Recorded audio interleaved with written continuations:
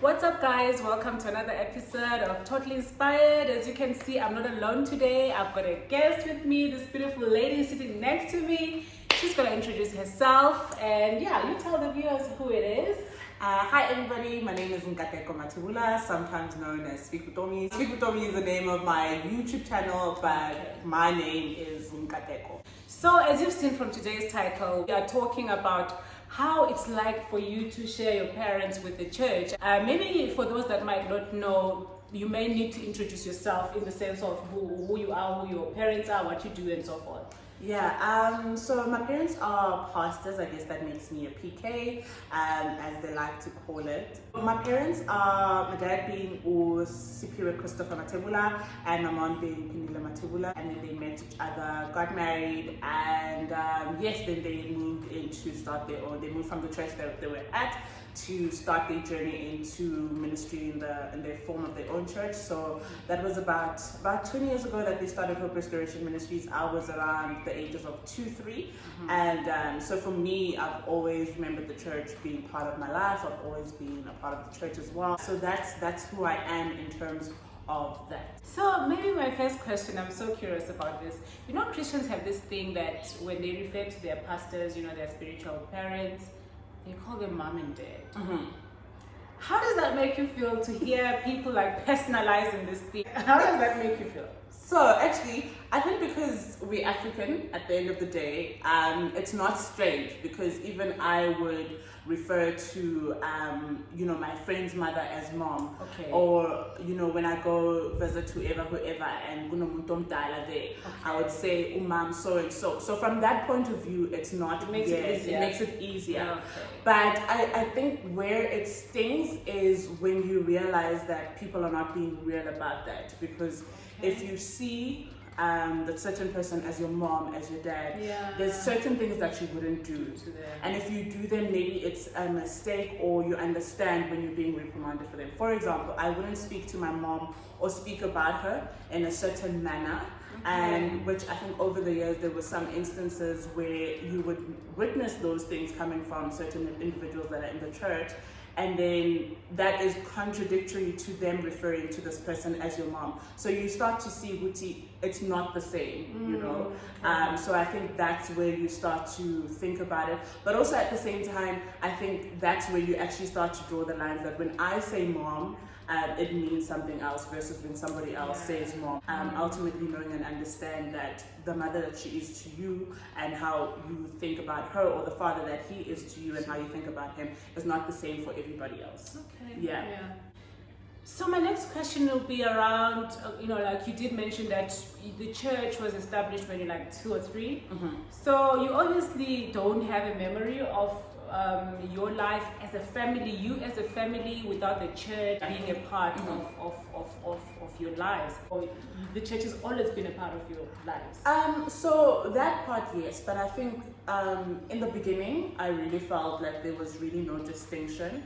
But I think over the years, with growth, with maturity, and just with my parents understanding that family is really, really important, they've been able to create those, balances where it literally is just us. For example, I know and I understand that my mom is my mom and my dad is my dad. Yes, they might be pastors to us as well, but that comes secondary to them being our parents. So they've created that environment. Okay, all right, makes sense. I mean, they are your pastors and they're your parents. So your parents, when they are in their element and they're preaching, it's a Sunday, do you feel like you need to step back and allow the other siblings, which is the church, we don't see them every day, you sort of like have to step aside and allow your parents and not, or it's just a normal? I think it comes pretty normal. Chances are when I'm at church on Sunday, I want to, catch up with my friends, catch up with siblings, catch up, with everybody else, and so I think it becomes easy on that front. But we always understand that, for example, every Sunday after church, first thing that we do when we get home is set up the table and we're going to eat together. And my parents have really done the most in ensuring that we know that we are their first priority, that we are loved, and that they care about us. And it's not a secret that the church does not come first to them. It's first, it's God, it's their marriage, it's us as the family, then it's the church. So my next question would be around the advantages, the advantages of being born by your parents. I mean, when we grew up, people always were interested, you're so-and-so's child, and sometimes it helped to be so-and-so's child. Yeah. Can you give me an example maybe where you felt like, wow, if I was not my parents' daughter, I don't know how I would have maneuvered this. Can you think of an example? I think before I even answer that question, I really need to mention that bugged me for a long time. Like I really it rubbed me out the wrong way, because I think maybe I would even carry like some imposter syndrome, that sometimes when you achieve something and you feel like it would not have been possible if I was not. So I think that really did bug me for a long time, until I can't remember who it is that I was having a conversation with, and they were like, no, don't think of it like that. Everybody, receives the grace of God differently. Yeah. And sure, maybe some things I do get because of who my parents are, but ultimately it's because of who God is. I could have been born to absolutely anybody, and you understand that God has curated certain events to happen the way they do, because everybody is under the will of God. So as soon as I heard that, I was like, okay, cool, well, I'm going to take advantage of this. That's what happened. So one of the benefits, honestly, just the people that I've gotten to meet, because I'm in the church space. I have met people that have occupied, some important places in my heart, simply because we're in the same church space. I don't know how I would have met them otherwise. So that's definitely a benefit of that. Another thing is, I'm gonna say it, yes, I've been able to network at church as well. Of course. There are all types of people there. There are all types of people in certain spaces. I remember the one time in grade 11 where I needed to job shadow. So it was like, okay, at that time I still wanted to be a doctor. So it was like, okay, let's check the church database, who can help us out. And that's how we found somebody that I eventually shadowed. So I think those are definitely some of the benefits that come with being who I am and being a PK ultimately. Yeah. Great. I mean, every one of us network. We also, as congregants of the church, I think we've met such amazing people. We've met, people who we've made friends with. You know what I mean? Yeah. Every place that you go to where you meet other people is an opportunity for you to actually build relationships. Yeah. And I'm sure it's been hard for you to, as you were growing up, choosing friends. Oh, how did that work? That was so difficult, especially because I'm such a, I guess, sore loser. So when relationships don't work out or something bad happens, it really, it knocks me, it hits me. Yeah. So I think you always need to be careful as to who you allow into that space, and also just being able to protect your family. Not to say that you're hiding certain things, but for example, they're human at the end of the day as well. But ultimately, the people that are meant to cross paths with you and those that are meant to stay, they'll stay. Yeah. And did you ever feel that people that have become your friends not because, you know what I mean? That happens. that did happen rather. Okay. That I think because of eventually if somebody's not there for the right reasons, you will know it in one way or another, no matter how long it takes. But ultimately, those people that are made to stay. Yeah. I'm sure there are times or days that you really wish your parents did something totally different, or they were in a regular job. They didn't have to do ministry work like they do. Yeah. Can you just walk us through those occasions? When do you start feeling like that, if you do feel like that? I definitely have felt like that. I think now it's getting better, and I understand that they were called for this, so this is the space that they're called to be in. But I think it really does feel like that when you are maybe spending money or enjoying some part of what we like to think of as soft life. Yeah. So you feel as though you can't really enjoy it as you would like, because not only are some people suffering, maybe not even able to afford that which you are indulging in, or whatever the case may be, but also you kind of feel a level of shame to say you must hide it or you shouldn't show people. It's in those moments where it frustrates me so much, because for me, I understand that my parents would have been successful no matter what they did.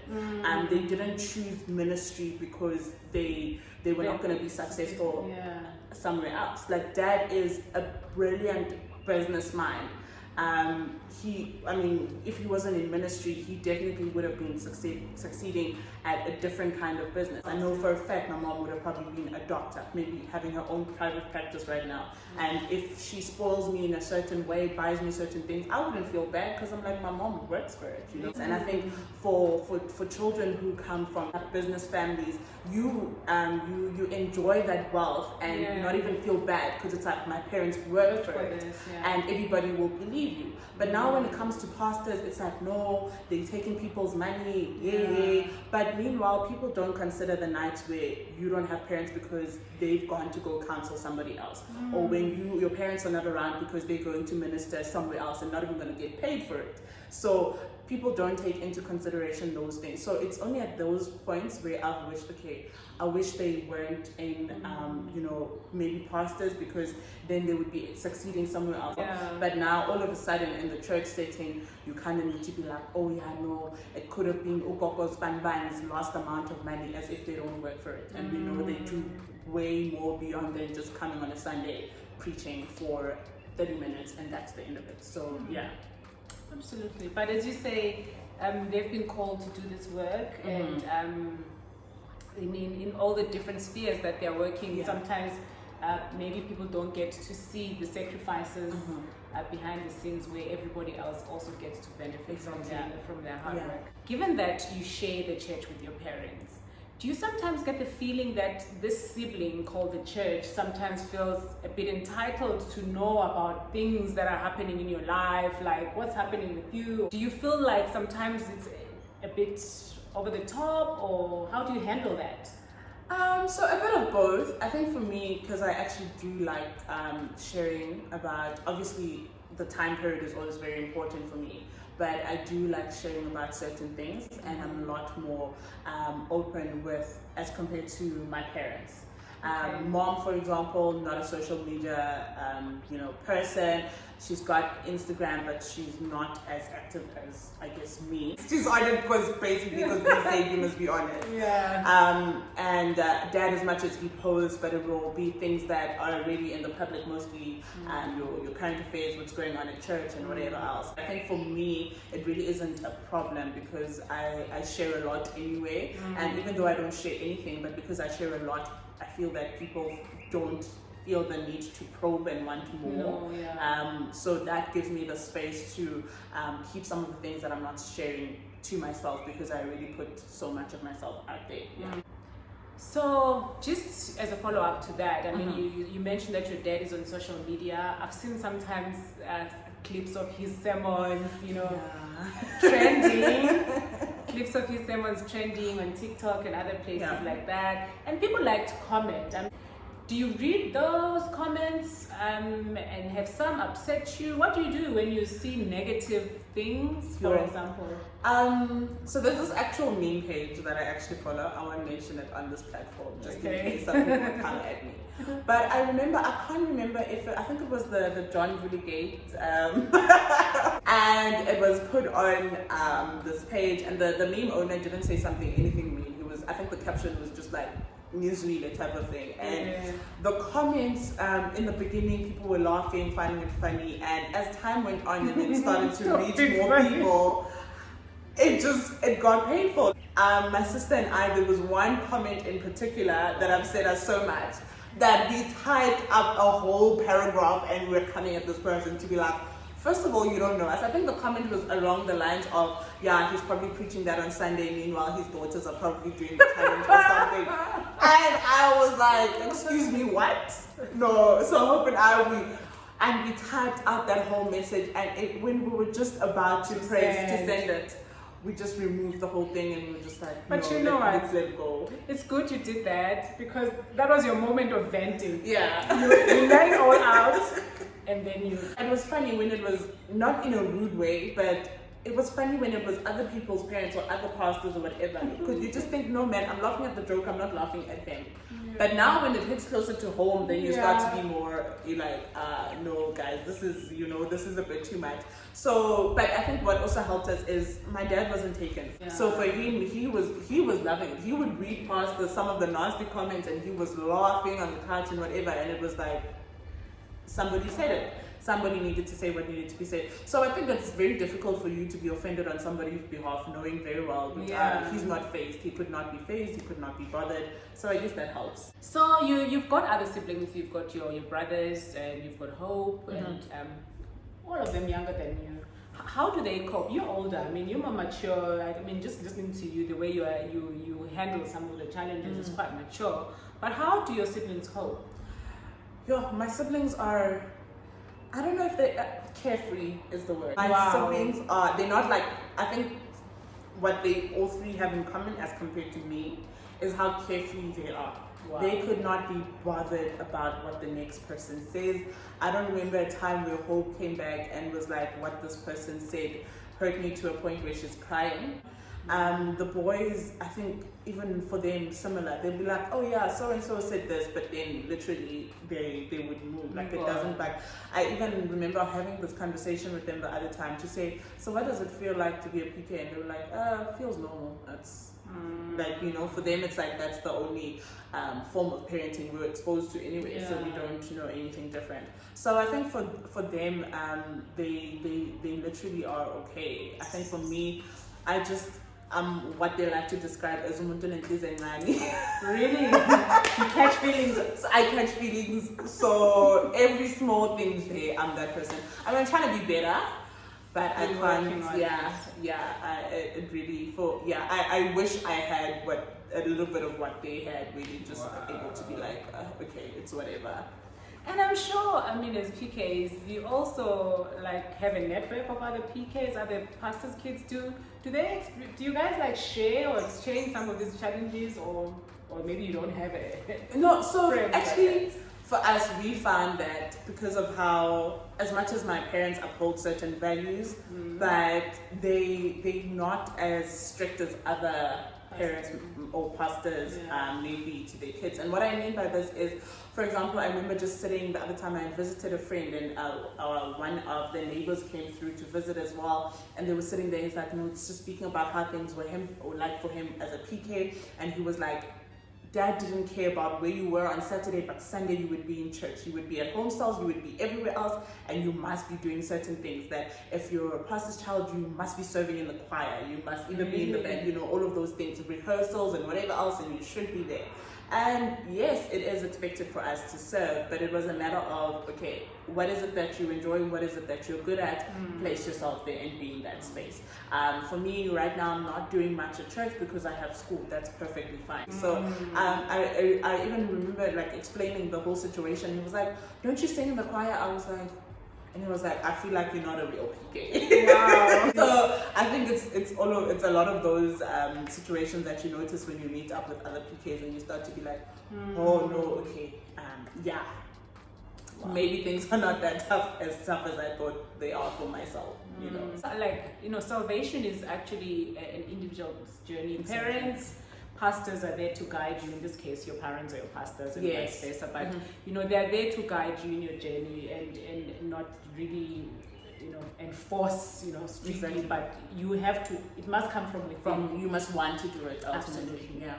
Another interesting thing for me to find out, and I think a lot of people have heard your dad say this before. He often jokes about how if anybody wants to marry you or anyone has an interest, they can come to him, he'll do the interviews, but what are the chances? Is that for real? I hate it when he says that, because I'm like, you're chasing them away, sir, you're chasing them away. So he must stop saying that, like he must just, please, like relax, like I'm pretty sure that is the line.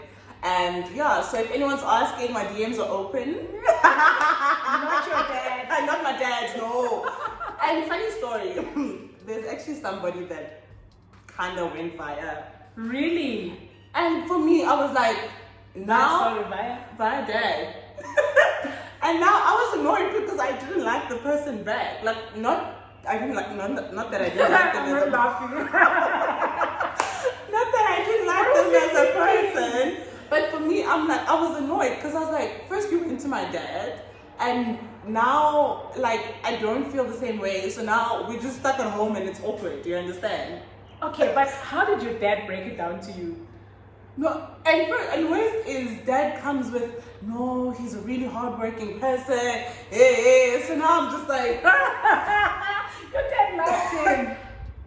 no, Your dad liked him for you. I eventually told him, "Good man, I'm shut. Me, I'm not there. I'm not." How could you just? No, because I was annoyed. Because I was like, also you still like, okay, not that they were that, but really I want that moment of me liking you back as a person now. Like, don't go waste your energy asking, like telling somebody that you know you enjoy. No, that's just weird, guys. At this rate, maybe they should try your mom. No. There you will not succeed. Okay. You will not succeed. Dad might give you an ear. No, guys. No. If you guys want to see me single till kingdom come, please go to my mom. Okay. My mom is not a nonsense taker at all. So at that all. won't So work. no, that will not work. That will. But also, I'd like to see the guy who has guts enough to approach my mom.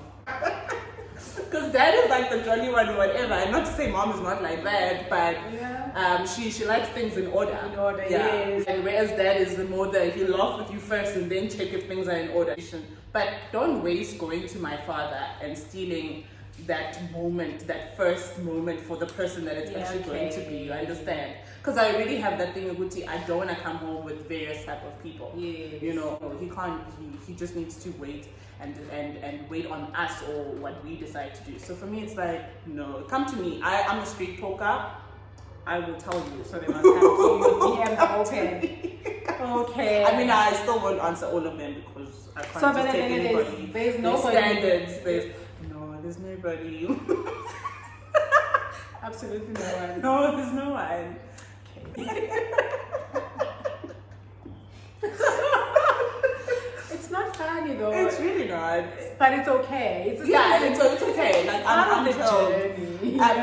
But singleness is not for waiting. It's for doing, and I'm doing so much. That's So a nice one. yeah. A lot of people, I think, they lose time while they wait in their singleness. No, I'm definitely not waiting. I'm doing so much forward. You better be also going forward and standing Yeah, then by the time you meet, they've covered some ground on working on themselves, you know, preparing for the future. Exactly. And they must start working now. Working towards, Please. just like you are working towards it. Exactly. Yeah, that was a long discussion. Okay, maybe in conclusion, what would you say are the 3 things that you wish the church could do just to make sharing your parents easier? I think first would be to be genuine. Okay. Just literally be a genuine person. And also, number 2 would definitely be understanding. Understanding that because for some reason somebody will understand that their own child has challenges, but when it comes to the child of a pastor, all of a sudden that same understanding is not being extended. So I really feel understanding needs to be a thing, because at the end of the day we are all just human. And I would say the last thing I really wish, and obviously it's not everybody, we're using church because that's the word that we're using, but not because it's everyone. But I really feel that, I don't know if this is the right way to say it, but maybe put aside pettiness. Because literally, as I mentioned, I take things to heart. And when I meet people, when I grow fond of them, I literally place those people in my heart.